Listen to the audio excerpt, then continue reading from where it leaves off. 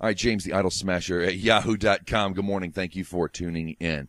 This is a video response to an open invitation on a channel called Essence of Thought. Whereas you can check his channel out. Gentleman, young man has an open invitation to believers to make their case for the existence of God. Well, I'm glad that someone actually finally took the time to respond to this challenge, as I had the challenge out on the 11th of October, and you are the first response. So, yeah. Greetings and welcome there, people of YouTube. This is Essence of Thought, and of course I'm doing a video response this time to the Idol Smashers video in response to my challenge video. So, let's get straight into it. And I looked on his channel and saw State of Daniel's on there. I do like listening to him. Sarah Palin's got great legs. And a few other people I've been interested in and videos I've seen and like, and I thought, you know, why not put my name up there? Why not stick my face in that bunch and get some shameless self-promotion? As I am shamelessly now promoting Essence of Thought. So I want to direct this video to you, sir. And I'm not really a believer. You've probably never dealt with a Noachide before. I didn't see that on your channel. I might have missed it. But it appears to me you've never had a response from a Ben Noach, B'nai Noach, a descendant of Noah. But if Noah and all the others did exist as is described in the biblical account, wouldn't that make us all descendants of Noah? Isn't therefore your title a bit, well, redundant? Also, I'm having trouble capturing your position because it seems to me that the belief in the religious text, whichever one, whether it be the Torah or, you know, the Bible, etc., is required to believe that one is descended from Noah. Therefore, you would be religious. So, yeah, I'm a bit confused at the moment about that. Just to tell you where I'm coming from, this is not making a case for God, but just to tell you where I'm coming from, a Noachide keeps the covenant that was made after the flood between God and man and all life. Right, well that clears things up. You are, in fact, a believer. Thanks for clarifying. You can check it out, the Covenant of Noah. Don't look at a wiki. Go to a Torah-based source. Don't go to wikis. Don't go to the Christian websites. Don't go to your, let's see what the atheist has to say about them so I'll know what to think. Go to a Torah-observant site. Go to a Torah-based site and check it out.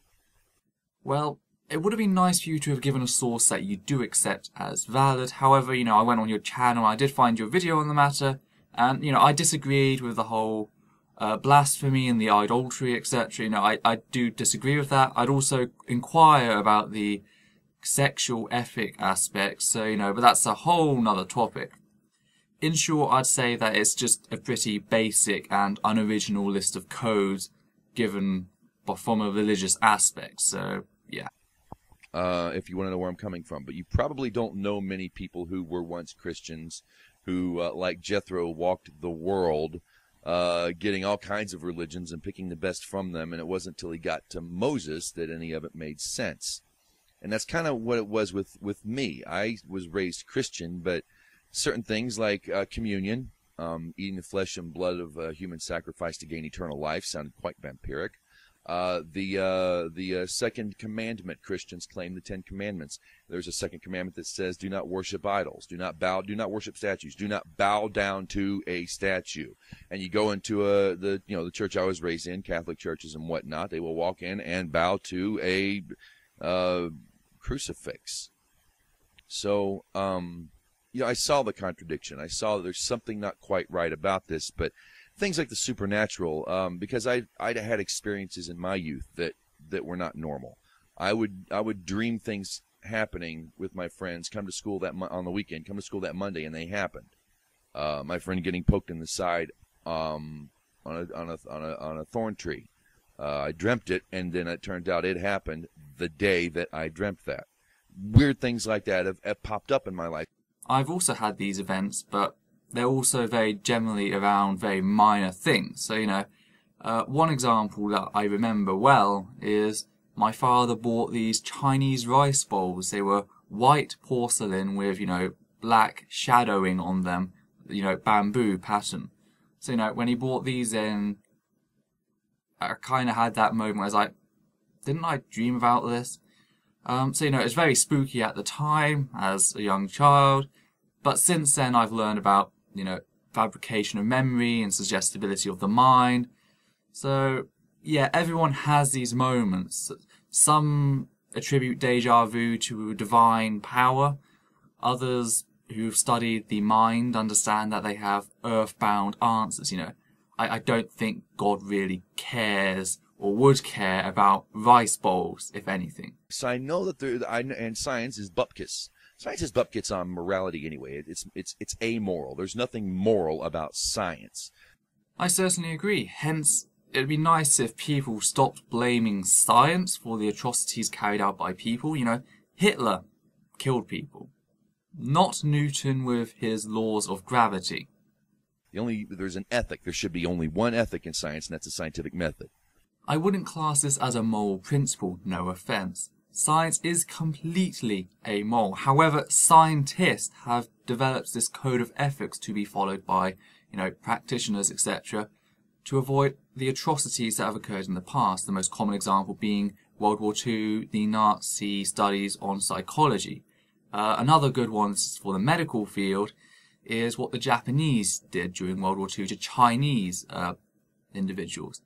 And they would practice their surgeons, or train their surgeons on live people. And the fact is, anesthetic was rare. Well, I say rare, it was a resource that was restricted, and therefore they wanted to save it for their own units.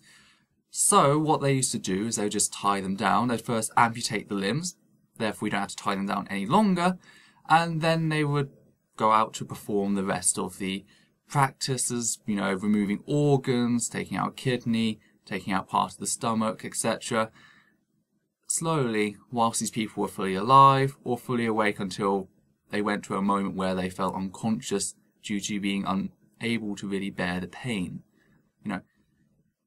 That's kind of why we've developed these codes of ethics, not because science is moral or, immoral. It is amoral, but we as humans are moral, therefore we have developed a moral code to follow to ensure the safety of individuals. Unfortunately, we've drifted from the scientific method in the scientific community and the scientific discussions in pop culture today. But it should be sacrosanct, like science should be sacrosanct to the method and the method only. There is one simple, direct law for all of mankind, a base law for base morality. 7 laws of Noah. I will continue to disagree until you can provide evidence of how these 7 laws of Noah made it globally. Also, to me, some of the laws are complete and utter bull. They are definitely not objective moral values because I reject them because I perceive them as morally wrong. For example, the blasphemy law, the idolatry law, etc. This gets in the way of freedom of speech and freedom of practice. So, yes, and also I'm guessing from you that when it comes down to your views on sexual ethics, we're not going to agree there either. I have a secular view on sexual ethics. So, yeah. Rather, I would argue that our sense of morality has come from our empathy and has been developed from that. Now, when you say things like believers, I'm not a believer. I don't need belief because I've seen evidence. The evidence of that is Torah. If anything, on an empirical level, for one, the Hebrew alphabet is mathematical. Or numerical, excuse me. Torah is a mathematical code. Torah is a mathematical construct. Torah doesn't have vowels. It doesn't have spaces. It doesn't have tenses. Torah is not in chronological order. You see where I'm getting at?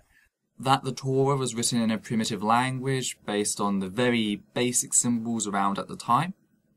I've got no idea what you mean about this whole numerical thing. And if being numerical at its base is a sign of, truthfulness, I'd like to remind you that at the base of my video, it is programmed in binary. This stuff about this Hebrew Bible that the Christians like to wave and thump and, Judaism. There's talk about a mathematical code. There are 7 layers, I've heard, or 7 levels. There are 70 dimensions to this mathematical construct, this mapping of the human condition. There's no way that men could have written this. I think the more I look at it, the more I see there is a letter discrepancy, but we often hyphenate God too, out of respect. You'll see a lot of folks in the Israeli or Israel, friendly, the children of Israel friendly people would hyphenate, and Jews would hyphenate God when they hyphenate the O. There is a letter discrepancy. But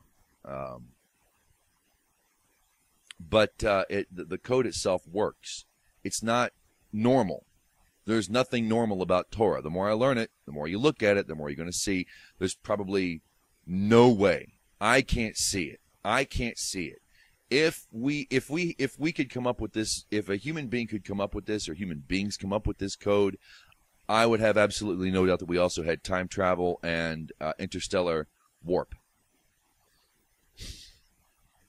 There is no way a human being could have written this.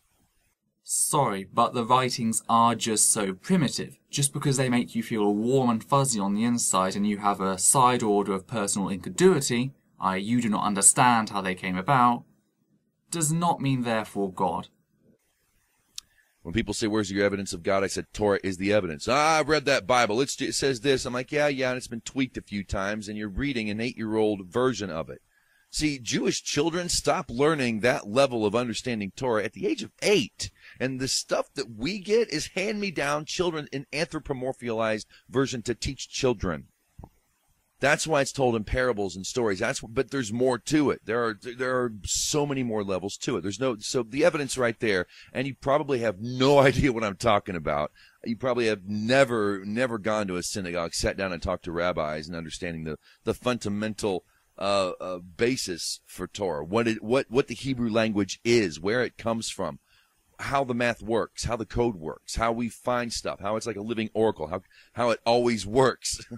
Every prophecy always works. If it's prophecy, it's Hebrew, and it's going to be mathematically perfect. Sorry, but what absolute dribble.